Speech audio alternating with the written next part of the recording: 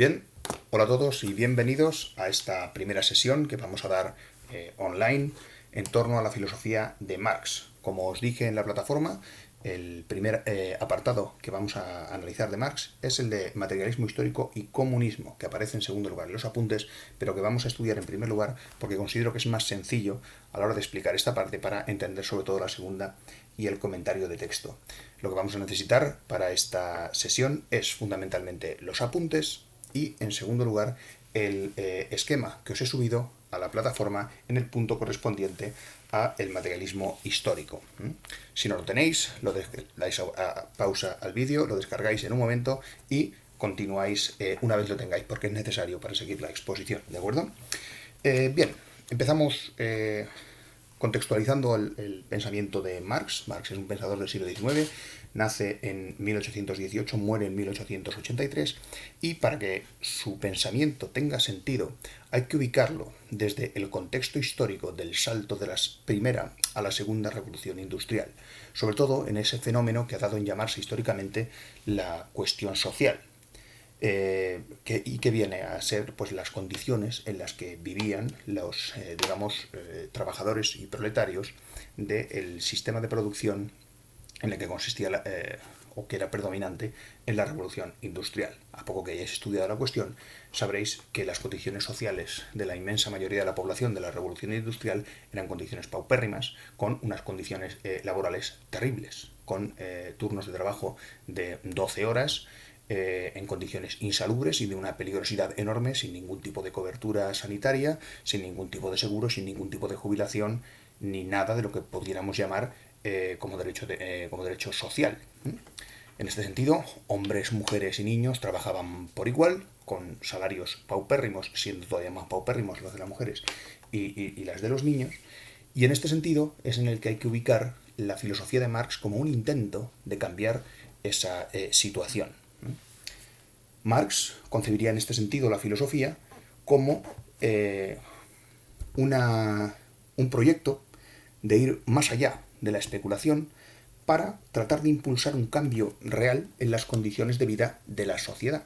Por tanto, la filosofía de Marx tiene ante todo una finalidad práctica, una finalidad de llevarse a cabo un cambio que acabe con esa situación de injusticia social en la que está viviendo el proletariado del siglo XIX. En este sentido, se ha convertido en una frase célebre aquella acusación de Marx a los filósofos anteriores que, según él, se han limitado a interpretar el mundo de distintos modos cuando de lo que se trata es de transformarlo. Pues bien, con esta pequeña introducción podríamos pasar a lo que sería el punto del materialismo histórico de los apuntes y, como vemos en el texto, empezamos así. La filosofía de la historia de Marx tiene como objetivo explicar cómo y por qué se producen los cambios en la historia. ¿Por qué este es el objetivo? Porque, como veremos, la filosofía de Marx tiene como objetivo cambiar la historia, es decir, cambiar el capitalismo y terminar con esta injusticia que ha generado el capitalismo, proponiendo un sistema alternativo, el comunismo, evidentemente. El materialismo histórico, esta es la filosofía de la historia de Marx, lo que pretende es explicar los cambios de la historia, explicar cómo se han producido los cambios en la historia, y dice que los cambios de la historia se han producido siempre por los cambios en las condiciones materiales de la producción, o sea, en las condiciones materiales de la existencia. Es decir, según se ha cambiado la forma de producir, se ha pasado de un sistema a otro. Entonces, la forma de producción es lo que ha hecho cambiar y lo que nos ha hecho saltar de una forma de sociedad a otra y evolucionar a lo largo de la historia. Bien, a estos distintos espacios en la historia, ¿vale?, a estas distintas sociedades o a estos distintos momentos históricos, Marx los llama modos de producción, ¿vale? Y los modos de producción van a ser la clave de su filosofía, ¿vale? Lo que vamos a intentar aquí es explicar qué son los modos de producción. En primer lugar, toda sociedad, todo modo de producción, está dotado de una infraestructura o estructura económica, que es lo que siguen los apuntes. ¿Qué es la infraestructura? Pues es la base real de la sociedad.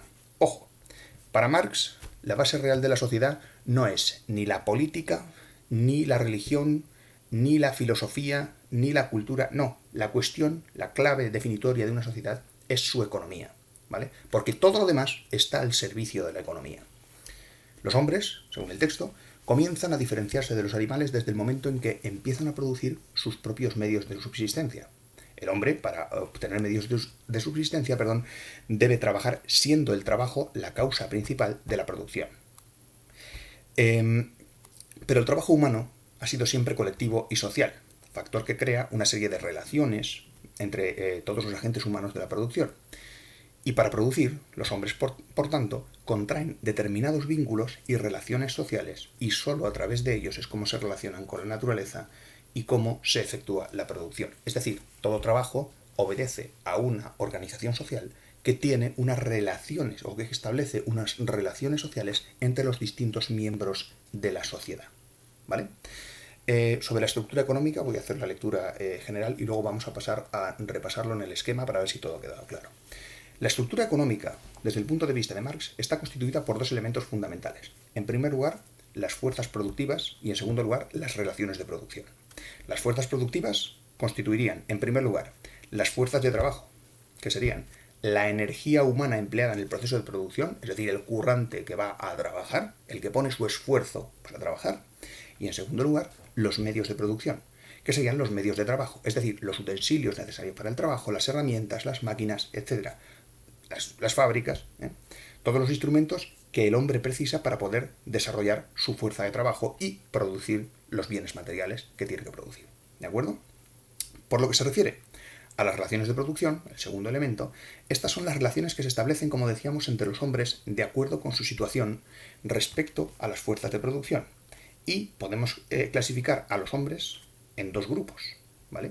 Por un lado estarían los propietarios de los medios de producción, los que mandan, y, en segundo lugar, por otro lado, estarían los no propietarios, esto es, los trabajadores. Según Marx, han sido dos formas históricas las que han tomado las relaciones sociales de producción. Es decir, las relaciones que ha habido entre los distintos grupos sociales. En primer lugar, la relación entre explotador y explotado, en la que los propietarios de los medios viven del trabajo de los no propietarios. Y tal situación es típica de las sociedades que se organizan en clases. Así pues, la sociedad esclavista de la antigüedad, la sociedad feudal del medievo y la sociedad capitalista del momento actual en el que vive Marx. Y el segundo tipo de relación sería la relación de colaboración recíproca, en la que ningún sector de la sociedad vive de la explotación de otro, puesto que la propiedad de los medios no es privada, sino colectiva. Marx apunta aquí a dos momentos históricos. El primero, que sería el del comunismo primitivo, es decir, las sociedades más básicas, en las que todavía no existía una estratificación social, sino que se establecían sociedades de colaboración. Si pensáis un poco en Rousseau y en la idea del buen salvaje, sabréis en qué me estoy basando. Y, en segundo lugar, un tipo de relación de este tipo sería la sociedad comunista a la que Marx se proyecta. ¿De acuerdo? Bien, si miramos el esquema, ahí tenemos explicada lo que es la infraestructura como estructura económica, y vemos por un lado las fuerzas productivas y por otro las relaciones de producción. Las fuerzas productivas, como hemos dicho, se distinguen entre fuerzas de trabajo, que sería la energía humana empleada en el proceso de producción, por ejemplo, el trabajo realizado por los proletarios en el capitalismo, sería el ejemplo de lo que es la fuerza de trabajo, como os digo, el esfuerzo del currante, y, en segundo lugar, los medios de producción, que son los medios necesarios para realizar el trabajo. Todos los instrumentos que precisa el hombre para producir los materiales. Por ejemplo, en el capitalismo, ya que estamos hablando del capitalismo, las fábricas serían el medio de producción fundamental. Y luego las relaciones de producción, como os he dicho, es la relación explotador-explotado y la relación de colaboración recíproca. ¿De acuerdo? Bien. Pero todo esto es la infraestructura económica. Esto no define una sociedad por sí mismo. Es la esencia de la sociedad, pero no la define. Hace falta otro elemento. Y este elemento es el que Marx llama la superestructura, que es lo que va, por así decirlo, encima de la infraestructura, y que está constituida por las formas de conciencia o formas ideológicas o ideología, que son el conjunto de representaciones, ideas, conocimientos, creencias, costumbres y valores, así como el conjunto de leyes e instituciones políticas. La ideología dominante, en cada momento, corresponde también a la clase dominante. Así, por ejemplo, la superestructura es todo el conjunto de conocimientos, cultura, filosofía, leyes, etcétera, que vienen a justificar la división existente del trabajo. Así, por ejemplo, si el modo de producción es un modo de producción esclavista, pues todo el contenido de la superestructura, todas las leyes, todo el derecho, toda la filosofía, toda la religión, que, digamos, cubren esa sociedad, todos esos elementos constituyen una superestructura cuya finalidad es legitimar el sistema esclavista. ¿Se entiende? ¿Vale? Bien. Al conjunto de infraestructura y superestructura es a lo que Marx denomina modo de producción. Eso es un modo de producción. El modo de producción tiene una infraestructura y una superestructura. Una infraestructura económica y una superestructura cultural que legitima la división del trabajo económico. ¿De acuerdo? A lo largo de la historia, dice Marx, ha habido fundamentalmente 4 modos de producción.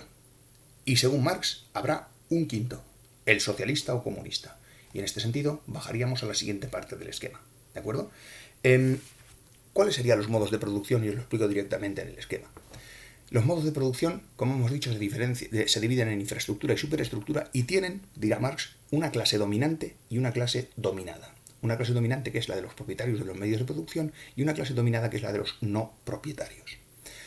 Así, en estas 5 columnas vemos lo que serían los 4 modos de producción existentes hasta el momento y cómo va a ser el quinto, que sería como una especie de vuelta a las relaciones del primero.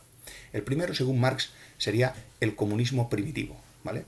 Cuya infraestructura sería, en tanto que relación de producción, una relación de colaboración recíproca, en el que no existía una ideología dominante y en el que no existía una separación de clases. Y por tanto no hay una clase dominante ni una clase dominada. No hay una clase explotadora u opresora ni una clase oprimida. En el siguiente sistema, ¿vale? Os recuerdo que el comunismo primitivo serían las sociedades tribales, y en este sentido vuelvo a remitiros a la idea del buen salvaje y de la colaboración social tribal que encontramos, por ejemplo, en Rousseau. En el segundo paso sería una estratificación social, que sería la primera de todas, que sería la propia de la sociedad esclavista, en la que la infraestructura o las relaciones de producción están regidas por la relación explotador-explotado, ¿de acuerdo? Y la ideología es la ideología de la clase dominante. ¿Cuáles son aquí las clases dominantes? Los amos, que son los propietarios de la fuerza de trabajo, ¿vale? Y también de los medios de producción. ¿Por qué son propietarios de la fuerza de trabajo y de los medios de producción? Porque ellos controlan los medios de producción, que fundamentalmente es la tierra, ¿vale? Y también son amos de la fuerza de trabajo. Esto es de los hombres que van a trabajar, porque son propietarios de los esclavos, ¿vale? Los esclavos serían, evidentemente, la clase dominada, que es, simple y llanamente, una propiedad de los amos, ¿vale?